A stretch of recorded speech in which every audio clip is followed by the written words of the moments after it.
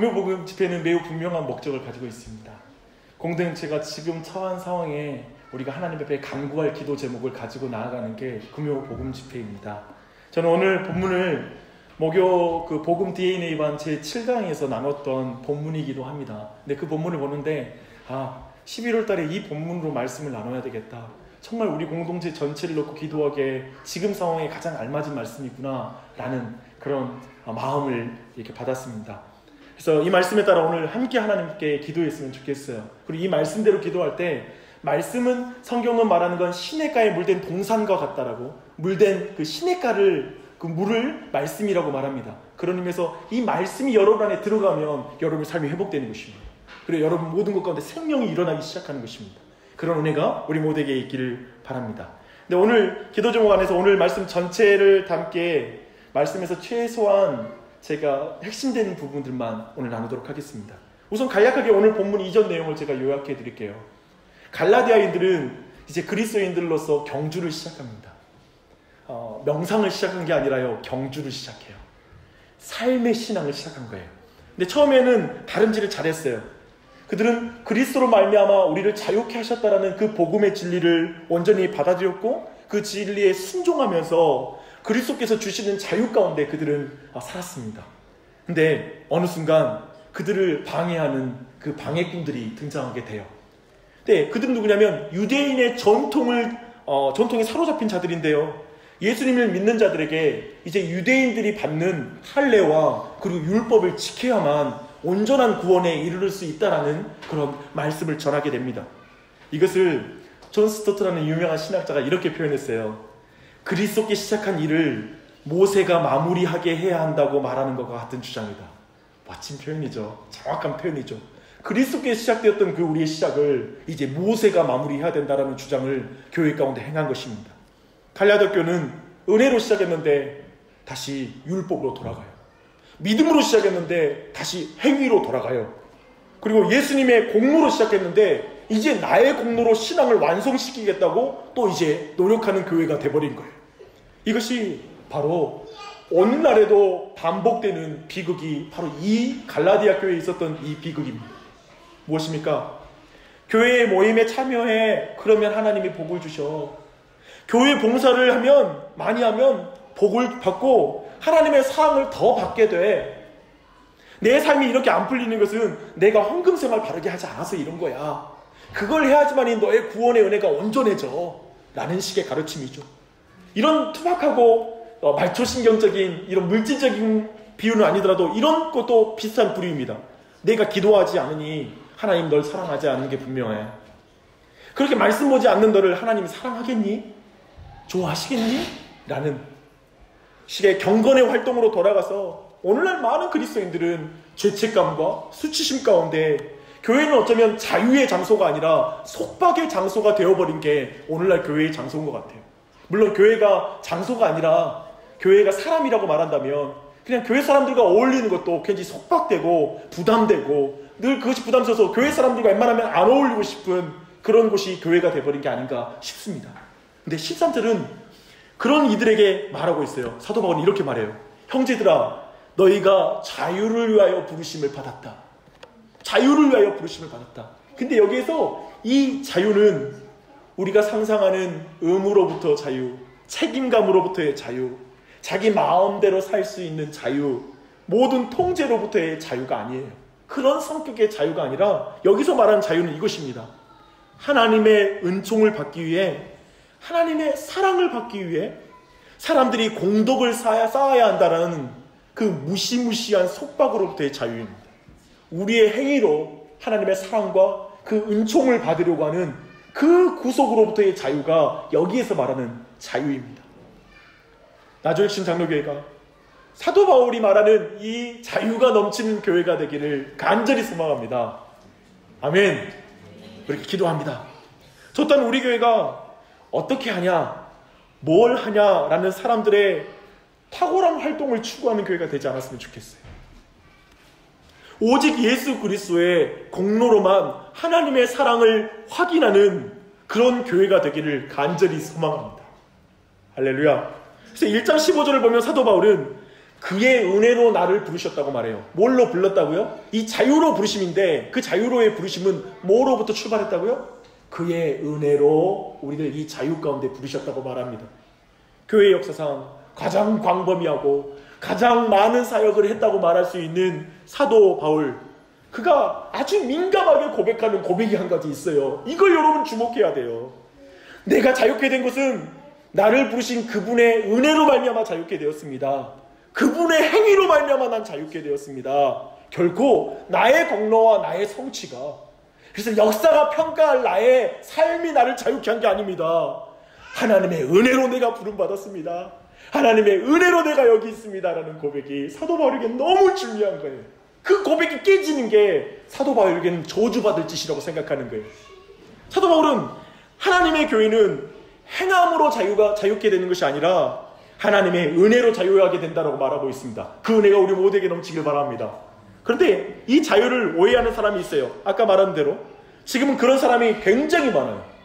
이 당시에도 이 자유를 오해하는 사람이 있었지만 지금도 많아요. 그리스도인의 자유를 육체의 기회로 삼는 사람이 많다라고 말하고 있습니다. 육체의 기회로 사용하는 거예요. 오늘날 사람들은 아까 말한 대로처럼 자유를 의무와 책임으로부터의 자유, 통제로부터의 자유, 자기 마음대로 할 수 있는 게 자유라고 말해요. 그래서 직장 상사도 없고 어떤 명령도 없는 휴가를 너무나 떠나고 싶어요. 그것이 자유라고 생각하거든요. 사도 바울은 정확히 그것은 자유가 아니라고 말해요. 그것은 자유가 아니다. 자기 중심성, 자기 생각, 자기 기준, 그래서 자기 자신이 어떤 통제로부터 자유케 되는 것, 그것이 온전한 자유가 아니라 그게 도리어 죄로 뒤틀린 자유가 아니라고 말하고 있습니다. 그것은 방종이지 자유가 아닙니다. 죄의 종이 되는 것이지 하나님께 자유한 것이 아닙니다. 육체의 종이 되는 것이지 하나님의 자유가 임하는 게 아니에요. 성경이 말하는 자유는 자기 이기심을 탐닉하는 자유가 아니라 하나님의 자녀로서 하나님께 마음껏 다가갈 수 있는 자유, 그게 바로 하나님의 백성이 가지고 있는 자유예요. 그런 자유가 있으십니까? 그런 자유가 우리에게 주어진 걸 믿으십니까? 할렐루야. 나주혁신 장로교회는 참된 자유함이 넘치는 교회를 소원합니다. 믿습니다. 그 교회는 분명히 부담 없는 교회는 아닙니다. 그 교회는 분명히 육체와 몸이 편한 교회는 아닙니다. 우리가 추구하는 교회는 자기 부인이 필요 없는 교회가 아닙니다. 모든 조건이 좋고 시설이 좋아서 남들에서 불편함이 없는 교회가 우리가 추구하는 교회가 아닙니다. 참된 자유함이 넘치는 교회는 하늘의 영광을 마땅히 취할 영광으로 취하지 아니하시고 그 자유를 기쁘게 우리를 섬기는 종으로, 우리의 발을 씻기시는 종으로 내려오신 예수 그리스도를 만나는 교회가 진정한 자유가 있는 교회인 줄 믿습니다. 그 은혜가 우리 모두에게 넘치길 바라요. 십자가에 달리신 그리스도를 믿음으로 양심의 가책이 깨끗해지는 교회, 묶임에서 자유케 되는 교회, 죄사함과 용납과 자녀됨으로써 말할 수 없는 기쁨을 누리는 교회, 공로 없이 자비를 경험하는 교회, 그렇게 봉사 많이 않고 그리고 남는 여기서 어떤 교회에 기여하지 않았지만 사랑을 많이 받는 교회, 그 자유는 육체를 탐닉하는 자유가 아니라 육체를 통제하는 자유입니다. 육체를 통제하는 자유, 절제하는 자유입니다. 그래서 자기 부인이 일어나는 교회, 자기 중심성이 깨어지는 교회, 그래서 22절의 표지처럼 오래 참음, 자선, 양선, 충성과 같은 성령의 열매를 맺는 교회, 그게 진정한 참된 자유가 있는 교회인 것입니다. 우리는 이 교회를 꿈꿉니다. 할렐루야. 아멘. 아멘.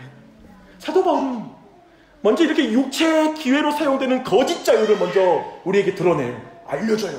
그리고 너를 이 거짓된 자유 가운데 있지 않는지를 너를 살펴봐라 라고 이렇게 말씀하고 나서 이제 참된 자유를 말해요. 참된 자유함이 넘치는 교회의 적극적인 표지예요. 의미예요. 그건 뭐냐면 오직 사랑으로 서로 종노릇하라. 오직 사랑으로 서로 종노릇하라. 참된 자유가 육체에 탐닉하고 자신이 하고 싶은 대로 하는 것이 아님과 마찬가지로 사랑 없이 이웃을 착취하는 자유가 아니라는 거예요. 내 기준으로 판단하고 정죄하는 게 자유가 아니라는 거예요. 교회 생활 보십시오. 그냥 얼마 못 가서 서로 원망하고 불평하다가 교회 생활 말씀문도 막히고 듣는 기도 막히고 그렇게 서로 단절되는 게 교회 생활이기 쉬워요. 근데 기억하십시오. 그저 내 유익을 위해 상대를 물건처럼 이용하는 것이 아니라 하지 말라는 말인 것입니다. 이 표현이 정말 강하지 않아요? 오직 사랑으로 서로 종노릇하라. 서로에게 노예가 되라. 그게 참된 자유 있는 교회다. 너의 자유함으로 서로 종노릇하는데 너의 자유함을 사용해라. 라는 게 성경의 말인 것입니다. 저는 이 표현을 보는데 정말 목사로서 자격이 없는 게 느껴져요. 너무 죄송해요. 담임 목사가 이런 말 하면 안 되는데, 저는 정말 종으로 여러분을 섬기고 있는지를 돌아보게 돼요. 정말 나는 종인가? 둘로스? 노예인가? 아닌 것 같다. 내 자존심도 세고 내 어떤 주장도 강한 사람이고요. 어떻게든지 내가 내 주장을 관철시키고 싶은 사람입니다. 정말 저는 제 방식으로, 제 중심으로 생각합니다. 근데 굉장히 저명한 신학자는 오늘 말씀을 이렇게 풀어서 설명하고 있어요. 많은 종을 둔 한 명의 주인이 되는 것이 아니라 각자가 많은 주인을 둔 한 명의 비천한 종이 되는 것이다. 그게 교회예요. 그게 그리스도인의 참된 자유예요.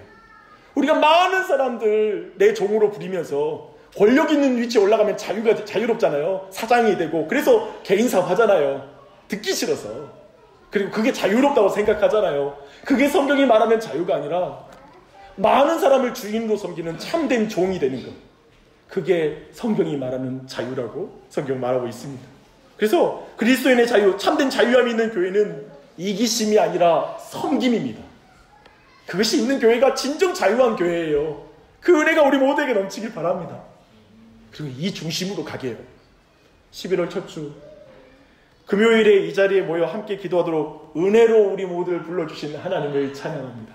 할렐루야. 은혜로 부름받았어요. 그리고 우리의 믿음의 선배인 갈라디아 교회에 주신 말씀을 우리에게도 주신 하나님을 찬양합니다. 사랑하는 여러분, 우리는 우리가 구성원인 이 교회가 참된 자유함이 넘치는 교회가 되길 바라는 것, 우리 모두가 바라죠. 아멘. 그걸 놓고 기도할 거예요. 참된 자유함이 있는 교회를 위해서. 사실 이 기간은 교회 안에 봉사자를 세우는 기간이기도 해요.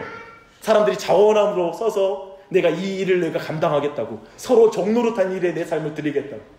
저는 그 동기가 아니라면, 참된 자유함에서 나오는 서로 섬기는 동기가 아니라면 저 일은 크게 의미가 없다고 생각해요. 그런데 그 중심이라면 하나님이 너무나 기뻐하실 거예요. 이럴 때 정말 우리에게 필요한 건 뭐냐면, 저는 자유함이라고 믿습니다. 지금 우리 교회에 가장 필요한 건 지금 갈라디아 교회에게 바울이 선포하는 자유가 필요합니다. 그치요? 육체의 종노릇하지 않는 자유, 그리고 서로 종노릇하는 자유가 우리 교회에 가장 필요한 것입니다. 자칫 부담 없는 교회, 그리고 몸이 편한 교회, 좀 내 안에 별로 희생할 것이 없는 교회, 섬길 것이 없는 교회, 봉사할 것이 없는, 사역이 많지 않은 교회가 좋은 교회가 아니라, 단순히 그런 것이 좋은 교회라고 말할 수 있는 게 아니라, 정말 좋은 교회는 어떠한 교회입니까? 복음의 은혜로 감격하는 사람이 많은 교회, 그리고 자기를 부인하는 사람들이 많은 교회, 그리고 서로 종노릇하는 일에 힘쓰는 교회. 저는 그게 외에는 기독교에 좋은 교회 없다고 생각해요. 그래서 시설이라든지 수없이 많은 것도 마땅히 규모에 맞춰서 갖춰가야 돼요. 좋았으면 좋겠어요. 근데 그건 핵심이 아니에요. 우리 안에 이 마음 없으면 우리는 서로 물고 뜯어요. 그래서 오늘 성경 말씀 말하잖아요. 서로 먹고 찢는다고. 쉽게 말하면 짐승의 세계가 된다라고 사도 바울은 매우 적나라하게 말하는 거예요. 이게 안 되면 교회는 물고 뜯는 장소가 된다. 짐승처럼 서로 물고 뜯는다 말합니다. 그러나 우리 교회가 오늘 어떻게 나아가야 될지 다시 한번 마음을 잡고 우리 기도하시게요.